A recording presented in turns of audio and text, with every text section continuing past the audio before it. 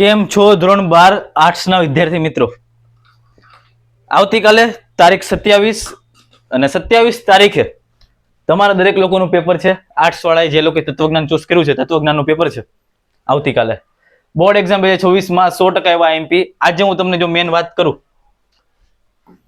Sir મને એ કહ્યું કે અમારે આ શું કરવું, ક્યાંથી કરવાનું, એ બી માટેનું એમસીક્યુ એસક્યુ ક્યાંથી કરવાના? ડાયરેક્ટ પોઈન્ટ ઉપર જ આવી જાય કે જે લોકો આર્ટ્સમાં તત્વજ્ઞાનની એક્ઝામ આપવાના છે, જે કે ટાઈમ પાસ નથી કરવું, આપણે એચઆરએસ એજ્યુકેશનમાં હાર્દિક સ્વાગત છે. એમસીક્યુ અને એસક્યુ માટે શું કરવું, મેન ડાઉટ તમારો ક્લિયર કરી દઉં. તમારી પાસે બધા પાસે એનસીઈઆરટી છે, ચોપડી છે. ચોપડીનો સ્વાધ્યાય જુઓ. આ ચોપડીના સ્વાધ્યાયની અંદર અને છેલ્લા 5 વર્ષના પીવાયક્યુઝ કે જે હું તમને વર્ષોથી કહું છું કે 5 વર્ષના પીવાયક્યુ કરો ને કરો, તો 5 વર્ષના પીવાયક્યુ માંથી વિભાગ એ અને બી ખાલી કરી નાખવાનો છે. અને સ્વાધ્યાયમાં તમને જે એમસીક્યુ આપે છે ને બેઠા આવવાના ચાન્સ છે. બેઠા ઓપ્શન બી ચેન્જ નહીં કરે, એવી રીતના ડાયરેક્ટ બેઠા મૂકી દેશે. એટલે એ જ વસ્તુ તમારે ફોકસ કરવાનું છે. આગલી રાઈટ આપણે બીજું કાંઈ કરવાની જરૂર નથી. નો એક્સ્ટ્રા એનીથિંગ, કંઈ પણ નહીં, બીજું કાંઈ એક્સ્ટ્રા કરવાની જરૂર જ નથી. આટલી વસ્તુ ઇમ્પોર્ટન્ટ છે આપણે, બરાબર? તો એમાં તમારા માર્ક્સ સિક્યોર થઈ જાય. બાકી હું તમને આજે મેન વાત કરું છું સેક્શન ઈ ની.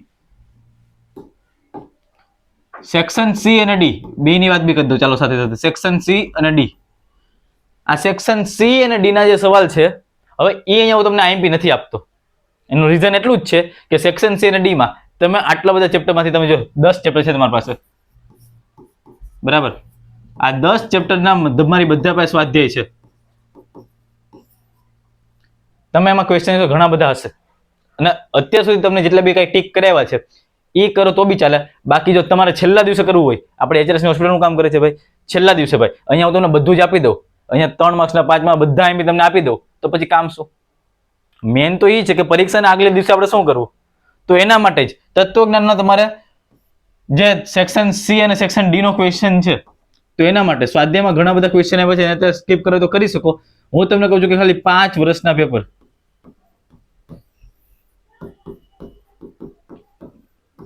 5 વર્ષના જે પેપર છે, આ 5 વર્ષના પેપરના વિભાગ સી ડી કરી નાખો. 5 વર્ષના પેપરના વિભાગ સી અને D. Most of the chance છે કે રિપીટ થવાના બી વધારે એમાંથી ચાન્સ હોય છે, એટલે આપણે એની ઉપર ફોકસ કરી શકીએ. બાકી અત્યારે જે વાંચ્યું છે એની ઉપર ટકેલા રહ્યો. બાકી અત્યારે એક દિવસ પહેલા જો કરવું છે તમારે તો બધું ના કરાય. એક દિવસ પહેલા જો તમારા પાસે ટાઈમ એટલો ઓછો હોય તો તમે ખાલી 5 વર્ષના પેપરના વિભાગ સી અને ડી ના કરી શકો. અત્યારે હું તમને વિભાગ ઈ ની વાત કરવાનો છું. સેક્શન ઈ, સેક્શન ઈ કે જે તમારે 5 માર્ક્સના ક્વેશ્ચન છે. આ 5 માર્ક્સનો ક્વેશ્ચન નીકળે છે કેમાંથી ભાઈ? ચેપ્ટર 1 માંથી, ચેપ્ટર 2 માંથી, 6 માંથી અને 9 માંથી. એના મોસ્ટ ટાઈમ તમને આજે આપું છું. એમાં ચેપ્ટર નંબર 1 છે અને ચેપ્ટર નંબર 9 છે. આની અંદરથી તમને 2 ક્વેશ્ચન પૂછાય છે, બરાબર? 2 ક્વેશ્ચન, આમાંથી એક એટલે 2 3 4 5 6 ક્વેશ્ચન પૂછાય છે, બરાબર? ટોટલ 6 છે અથવા સાથે, બરાબર? ટોટલ 5 માર્ક્સ નો એક ક્વેશ્ચન. એવા તમારે 4 ક્વેશ્ચન લખવાના છે. 4 પંચા 20 માર્ક્સ. તો 20 માંથી 20 માર્ક્સ લેવા હોય તો એના માટેનો આજનો સેશન તમારા માટે કામનો છે. સેક્શન ઈ માટેનો જોરદાર આઈએમપી તમને આજે આપી દઉં છું. ચાલો સૌથી પહેલા ચેપ્ટર નંબર 1. હવે આ ચેપ્ટર નંબર 1 માંથી જે પહેલો સવાલ તમારે આમાં મૂકું છું, 5 કારકો. સર 5 કારકો કરવાના. આ 5 કારકો જો તમે કરી લેશો તો એનાથી ફાયદો તમને નહીં થાય કે 3 માર્ક્સના જે ક્વેશ્ચન છે એ બી તમને આવડશે, બરાબર? સેક્શન સીડી માં તમને બહુ ફાયદો થાય. સેક્શન સીડી માં તમને બહુ જ ફાયદો થશે જો તમે 5 કારકો કરશો ને તો. અને ઈ માં તો પૂછવાના ચાન્સ છે જ. જો હું એમ કહું છું કે આમાંથી બધા કારકો ન પૂછાય, પણ 2 કારકો સમજાવવાનું કે કોઈ પણ 2 કારકો સમજાવો. તો એ તમને 5 કારકો કરી લેવાના છે. બધી જગ્યાએ ઇમ્પોર્ટન્ટ છે. એટલે આ 5 કારકો વાળો સવાલ એચઆરએસ ને આગે છે કે કાલની પરીક્ષામાં તમને 100% દેખાય, 100%.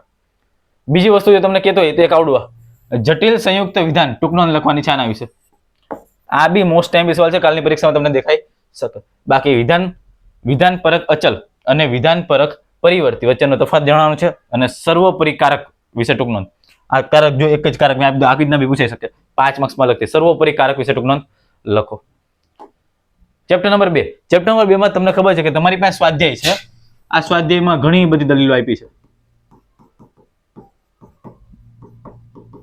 બરાબર? ઘણી બધી દલીલો આપી છે. આ દલીલો તમે ખાલી કોઈ બી એક સમજો ને બધી દલીલ લખી શકો. એ જોતો વાળું જ છે કે જો આમ હોય તો આમ, આખી દલીલો વાળું છે. એટલે તમે કોઈ બી ખાલી એક સમજો. હું તમને કહું છું કે 5મી લઈ લો, 9મી લઈ લો. આ 2 માંથી કોઈ બી એક સમજો. ધ્યાનથી સમજો. અને હા 2 3 2 3 5 9 તમારી સ્વાધ્યાયમાંથી તે ધ્યાનથી સમજો એને. કોઈ બી એક સમજજો ને તો બી તમને ગમે એવી પૂછીને આવડી જશે. એટલે દલીલ જ નીકળે છે આપણને ફાઇનલ છે 5 માર્ક્સમાં. તો હું તો એમ જ કહું છું ભાઈ આ જ લખાય, આની જેવું ઈઝી કોઈ જ નહીં, દલીલ જ લખાય. કોઈ બી એક ધ્યાનથી સમજી લો, બાકી બધી તમને 100% આવડશે. એટલે ચેપ્ટર નંબર 2 માંથી 1 માર્કની દલીલ ફાઇનલ છે. Chapter number 6. ચેપ્ટર નંબર 6 માંથી એક ક્વેશ્ચન પૂછાય છે 5 માર્ક્સમાં. એની અંદર મોસ્ટ ટાઈમ મેં તમને એટલા આપ્યા છે. હું તમને કહેવા માંગુ છું સૌથી પહેલા કે આવડો પહેલો સવાલ અને અનુમાનના પ્રકાર. સૌથી પહેલા આ 2 સવાલ પર ફોકસ કરી દેજો. તમારી પરીક્ષામાં દેખાવાનો ચાન્સ સૌથી વધારે છે. એક અનુમાનના પ્રકાર ઉદાહરણ આપી સમજાવવાના છે અને વ્યાપતિ પ્રકારોની આકૃતિ દોરીને સમજ આપવાની છે. આ ઉપરાંતમાં વ્યાપ્તિકરણની સમસ્યા, વ્યાપ્તિકરણ ઉપરથી એક સવાલ તમારી પરીક્ષામાં 5 માર્ક્સમાં દેખાય છે. કેના કારણ ઉપરથી? વ્યાપ્તિકરણ ઉપરથી. વ્યાપ્તિકરણની અસરો છે, વ્યાપ્તિકરણની સમસ્યાઓ છે એને. પંચાવયવી અનુમાનના પ્રત્યેક વિધાનની અગત્ય સમજવાની છે. આ 4 સવાલ મેં તમને આપ્યા છે. એમાંથી મેં તમને કીધું પહેલું, ત્રીજું અને વ્યાપ્તિકરણ 100% પરીક્ષામાં દેખાય એવા સવાલ. Chapter number 9. ચેપ્ટર નંબર 9 કે જેમાંથી તમારી પરીક્ષામાં 2 ક્વેશ્ચન દેખાય. કેટલા? ચેપ્ટર નંબર 9 માંથી 2 ક્વેશ્ચન પરીક્ષામાં દેખાય. કયા કયા હું તમને કહું છું પરીક્ષામાં પૂછે એવા? તો મારું માનો તો સૌથી પહેલા આવડું સર્વધર્મ સંભાવ અને ભારતમાં ધર્મો અને તેના સ્થાપકો. HRS ને આગળ એવું કહે છે કે આવતીકાલે પરીક્ષામાં તત્વજ્ઞાનમાં તમને આ બેમાંથી એક સવાલ 100% દેખાય જ.